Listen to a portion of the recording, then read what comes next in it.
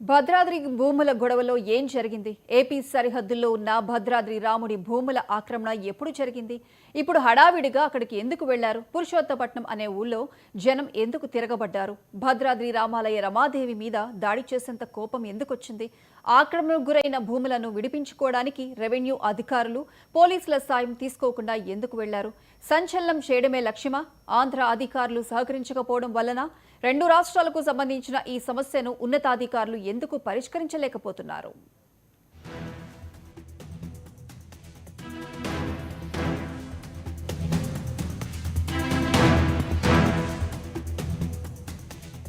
తెలుగు రాష్ట్రాల విభజనతో పురుషోత్తపట్నం అనే ఊరు ఆంధ్రప్రదేశ్లో కలిసింది. భద్రాద్రి రామాలయానికి చెందినదిగా చెబుతున్న సుమారు 890 ఎకరాల భూమి ఆ ఊళ్ళోనే ఉంది. కొన్నేళ్లుగా ఈ భూమి మీద వివాదం నడుస్తోంది. అది దేవస్థానానికి చెందినదేనని ఈ మధ్యనే హైకోర్టు తీర్పు చెప్పింది. అక్కడ గోశాల నిర్మాణానికి ఆలయ అధికారులు చేస్తున్న ప్రయత్నాలను గ్రామస్తులు అడ్డుకున్నారు. 40 ఏళ్లుగా అక్కడే ఉంటున్నామన్నది వాళ్ల వాదన. వాళ్లు ఇల్లు కట్టుకుంటున్నట్టు తెలిసిన ఈవో రమాదేవి తన సిబ్బందితో వెళ్లి అడ్డుకునే ప్రయత్నం చేశారు. ప్రతిఘటించిన గ్రామస్తులతో వాగ్వాదం, తోపులాట జరిగాయి. ఈ క్రమంలో ఈవో రమాదేవి స్పృహ తప్పి పడిపోయారు.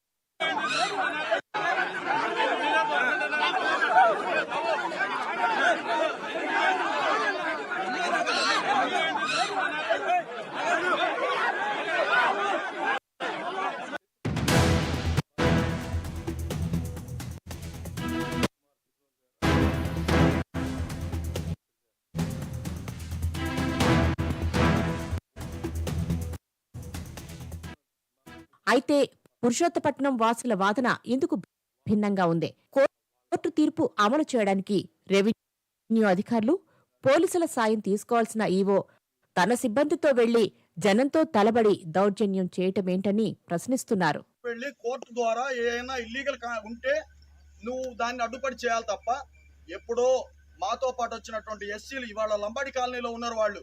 వాళ్ళు కట్టినటువంటి ఇల్లు ఈ పుల్లమ్మ అనేటువంటి వ్యక్తి, ఆమె కూడా కట్టి 40 సంవత్సరాలు అయింది. మొన్న ఫైర్ యాక్సిడెంట్ లో పోతే ఎంఆర్ఓ గారు వచ్చి 10,000 రూపాయలు ఆమెకి ఇచ్చి ఇల్లు ఇస్తామని చెప్పేసి అన్నటువంటి దాంట్లో ఆమె ఇల్లు కట్టుకోకుండా 2 సంవత్సరాలు ఒక పాకేసుకొని తాటాకు పాకలో నివసిస్తూ ఒక 2 గదుల ఇంటికి కట్టడానికి ఆమె కూతురు ఎక్కడో ప్రైవేట్ జాబ్ చేస్తా ఉంటే ఆ డబ్బులతో ఆమె ఇల్లు కట్టుకుంటా ఉంటే నువ్వు నిర్దాక్షిణ్యంగా అర్చకుల్ని, ఎంప్లాయీస్ ని, అక్కడ ఉండే ఆటో వాళ్ళని, అక్కడ ఉండే కొబ్బరికాయలు అమ్ముకునే వాళ్ళని వాళ్ళందరినీ తీసుకురావాల్సిన అవసరం ఏముందమ్మా? నువ్వు డైరెక్ట్ గా వెళ్ళిపోయి నీ రైటు ఎంఆర్ఓ గారికి పోలీస్ స్టేషన్ లో కంప్లైంట్ ఇచ్చేస్తే వాళ్లే వచ్చి నీ హక్కు ఉంటే వాళ్లే వచ్చి ఆపుతారు కదా. ఇది కదా చట్టం. చట్టం నీకొకటి మాకొకటి కాదు. చట్టాన్ని అందరం గౌరవించాలా.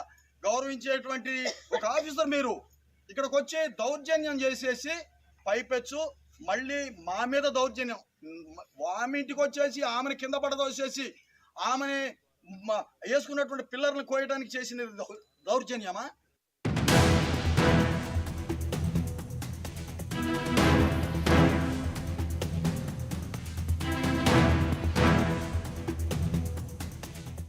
తెలంగాణ ఉద్యోగ సంఘాలు, దేవాదాయ శాఖ మంత్రి కొండా సురేఖ భద్రాద్రి ఈవోకు అనుకూలంగా ప్రకటనలిచ్చినా చట్టబద్ధంగా భూమి హక్కులు స్వాధీనం చేసుకోవాల్సిన అధికారి తీరును స్థానికులు తప్పుపడుతున్నారు.